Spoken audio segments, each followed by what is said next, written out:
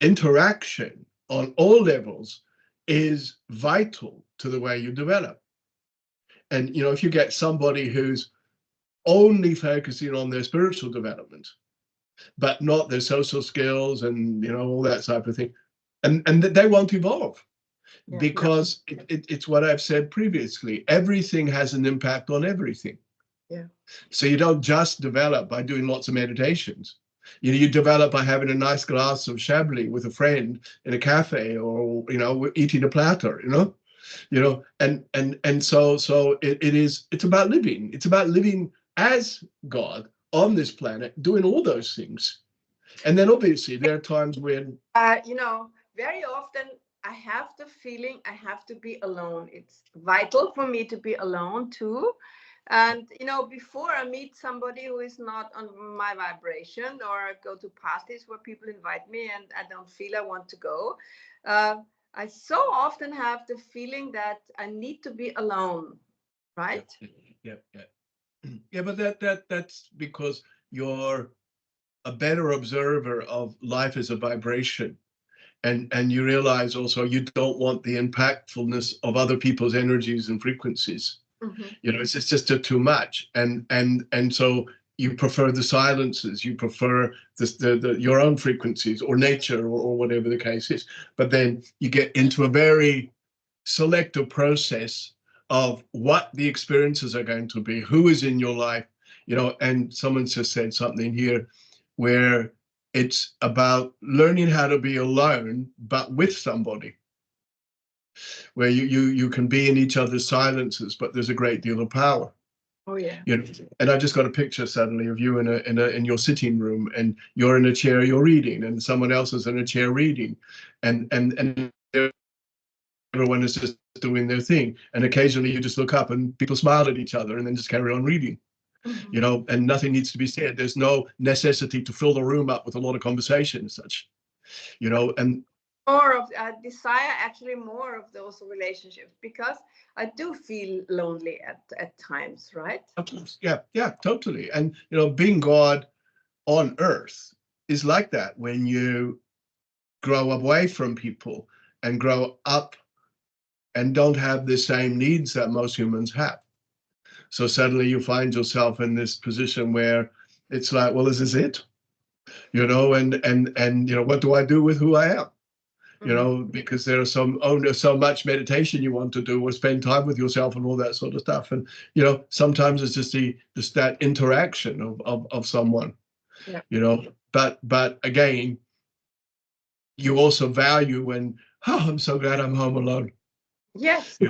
And, yeah. and so it's not sort of, damned if you do and damned if you don't. But this is one of those weird dichotomies of human experience, where it's like, I want that, no, I want that, no, I want that, no, I want that, and and okay, there's no answer to that, it's just, okay, it's always about, if I always know where I stand, then I know how to be with the situation, and I will feel my aloneness, and I'll have my moment, and then I'll move away from that. I won't, yearn or sit there and feel sad for myself.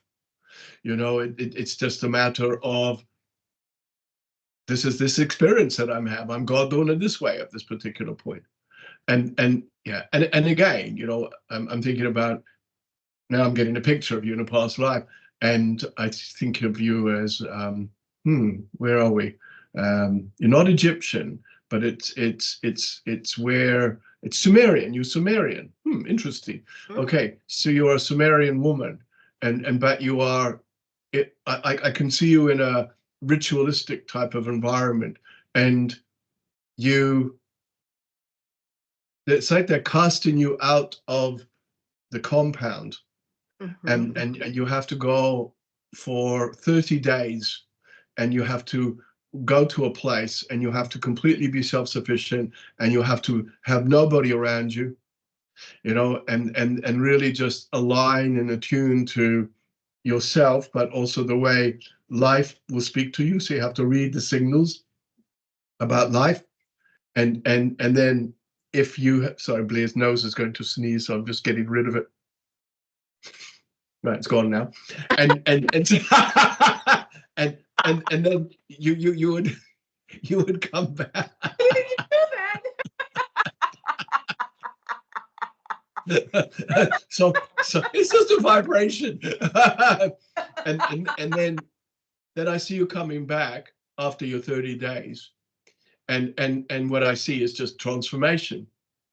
And the beings who were in the compound, they could see your vibration, so they knew that that 30-day period had worked.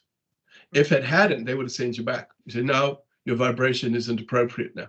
Okay. You know, and so but you managed to do this in 30 days, and therefore it created a transformation, because really what the exercise was all about is just go out there and hear what life is saying to you, and hear it in your silences, and it was really just positioning yourself where you were just participating. No, I'm going to put it differently, where you were just aligning yourself to everything that was natural. So you were no different from the river. You were no different from the trees. You were no different from the ground. You know, you just became a part of everything that was natural. And therefore, when you became aware of everything that was natural, that's when you really are able to hear what life is saying to you. And then in doing so, that opened up, you know, your intuitive abilities more. But I had a feeling in this lifetime that you had a lot to do with your alignment to the star people. And I'm just made a strong connection with the Pleiades. At some point during a meditation, I got that. Yeah. Brian, And then, talked about that. I suddenly started crying. Oh, that's my people, right? Really. Yeah, totally. Yeah. And the connection you made, because the Pleiades is lots of planets, and there's one called Apu. So APU. And I could see that you were transmitting telepathically to beings, Pleiadians in Apu.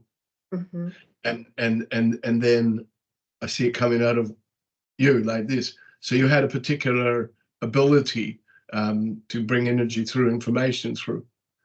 And it had something to do with the building of a civilization. So there's, you know, some interesting stuff going on there, basically. But yeah, so your side. Yeah. Sorry to interrupt you. Okay. No, I'm just thinking. So your silences is very similar. It's because it's when you simply just meld into life, and you become a particum of energy, a particum of life, without any sense of identity. And you know, when humans talk about, you know, becoming as one and all that sort of stuff, and I know they mean that's metaphorically for humans. It's like, let's all link together and sing kumbaya sort of stuff, you see. Whereas it's actually more to do with the way you become everything, and that's when you access everything.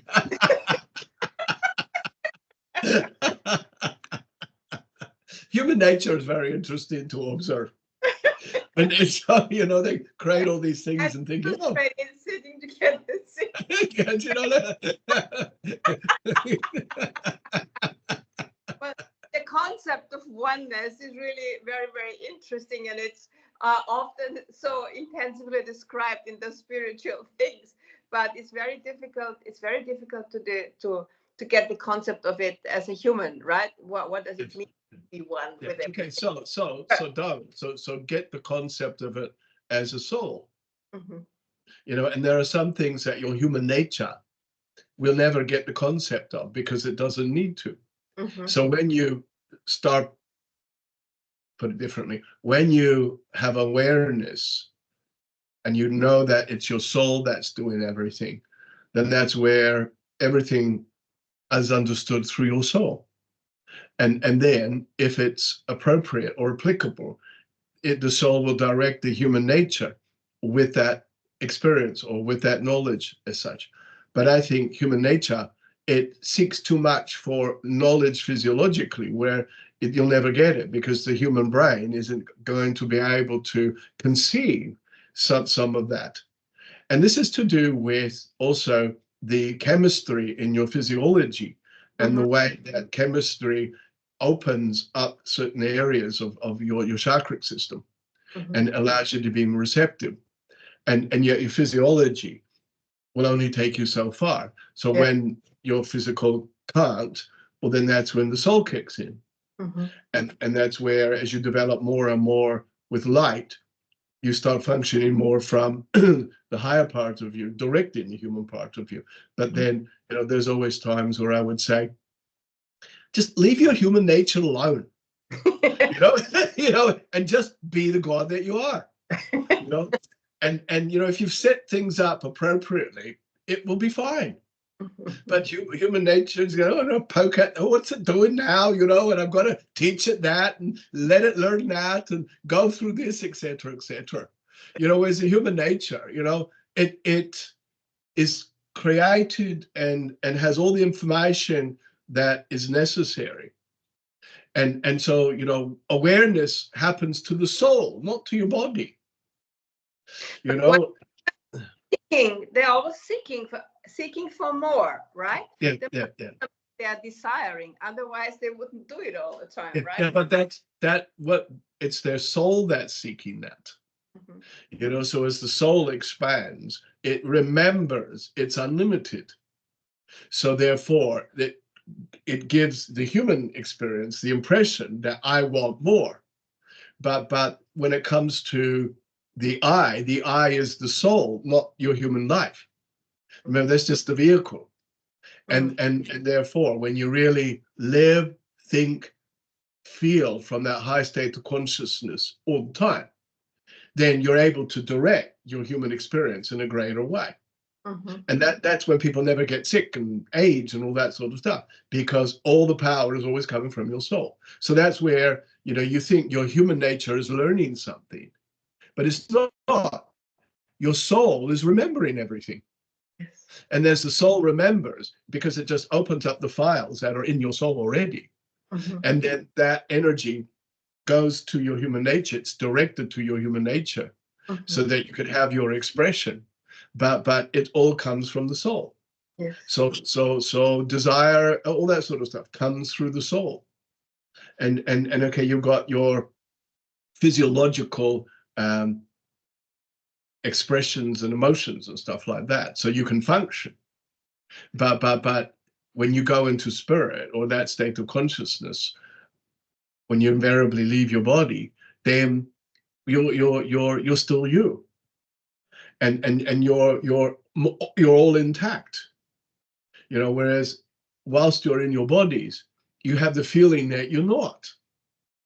But that's because of the human experience, because it's denser. And then when you wake up, as you have, then that's when you remember. And then as you remember, oh, right, okay. So what do? It's like I finding all these ways, I decided to come into my body. Now I'm trying to find all these ways to get out of it. And so to expand my consciousness. But when and you do know, when you know that I am not my body, I'm not, my body has no emotions over me. My body has no control over me. And so if I'm giving that impression that it does, well, then I need to have a really good chat with myself as a